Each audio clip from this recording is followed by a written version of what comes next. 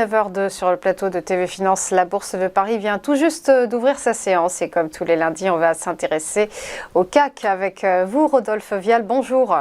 Oui, bonjour Roselyne. Vous êtes, on le rappelle, le fondateur d'ABC Bourse. Alors, ce CAC, il a terminé la semaine, on le disait, sur une forte chute après avoir vécu sa pire semaine depuis 2 mois. Et depuis le 1er janvier, la cote parisienne a cédé 12,5% de sa valeur. Entre guerre en Ukraine, durcissement monétaire des banques centrales et risque de récession, le pessimisme paraît s'ancrer dans le paysage des marchés. Effectivement, le tableau est sombre et on le voit bien sur ce graphique du CAC 40, comme vous venez de le rappeler, depuis notre record absolu sur le CAC 40 au-delà des 7300 points, c'était en début janvier, tout au début de l'année. On a cessé de baisser avec une volatilité variable, mais enfin on reste quand même dans ce trend baissier et effectivement il y a beaucoup de nuages noirs qui se sont accumulés au cours de ces dernières semaines. Alors pour ce qui concerne la séance en cours, on ouvre en baisse effectivement de 0,5%. 0,8%, ça varie un petit peu depuis l'ouverture, mais globalement, on paye toujours cette ambiance lourde aux États-Unis vendredi, avec des chiffres de l'emploi qui étaient excellents, mais justement, ça aussi, ça met toujours la pression, puisque qui dit emploi tonique dit aussi une tension sur les salaires, etc. Donc, on entretient toujours la spirale inflationniste. On a eu les marchés asiatiques qui ont baissé assez fortement, avec une baisse du Nikkei de moins de 2,53% ce matin à Tokyo. Et des futurs US qui sont rouges. Voilà, donc toujours ce même contexte inflationniste, une remontée des taux qui pénalise les actifs à risque, et les actions sont bien évidemment un actif à risque et donc souffrent de cette ambiance. Le rendement du 10 ans américain continue à progresser d'ailleurs, puisqu'on gagne 0,4 points de base ce matin, et on se rapproche de pics à plus de 10 ans.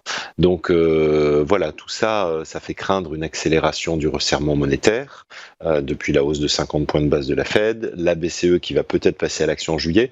Ça fait beaucoup de choses à digérer pour les marchés, et en plus de ça, on a toujours la Chine qui poursuit sa stratégie du zéro Covid, ce qui veut dire qu'elle confine des régions et des villes entières, et notamment ça pose beaucoup de problèmes. Il y a Shanghai qui pose de lourds problèmes pour toute la supply chain mondiale, pour justement ça va entraîner des ruptures de chaînes d'approvisionnement, ça va désorganiser l'économie et les chaînes logistiques. C'est ce qu'on avait vu déjà pendant le Covid, et c'est ce qui se produit de nouveau, et ça aussi, ça va encore tendre les prix, tendre la demande et entraîner une spirale inflationniste. Donc c'est vraiment un tableau que les marchés n'apprécient pas beaucoup, et si on rajoute par-dessus le marché, la guerre en Ukraine, avec notamment aujourd'hui une journée très importante puisque c'est la commémoration pour la Russie de sa victoire sur l'Allemagne nazie.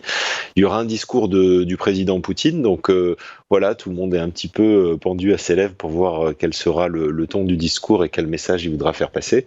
Mais en attendant, c'est la prudence qui l'emporte, et c'est bien normal. Donc on évolue toujours à la baisse, comme je le rappelais en introduction. On est dans ce petit couloir baissier, couloir technique là, on le voit, on est sur la borne basse du couloir. Les moyennes mobiles sont baissières, donc vraiment, je pense que c'est pas le moment d'acheter des points bas aujourd'hui. On reste dans un niveau de risque assez fort. On a des indicateurs comme le RSI qui sont pas encore en zone de survente, donc il y a de la marge à la baisse. Attention, les 6100 nous tendent les bras, donc il vaut mieux rester de côté pour l'instant et attendre un peu d'éclaircie. Il y a trop de nuages noirs en ce moment. Voilà pour ce tableau pour le moins sombre. Merci beaucoup Rodolphe Vial de nous avoir accompagnés ce matin, et belle journée à vous. À suivre les Market Movers.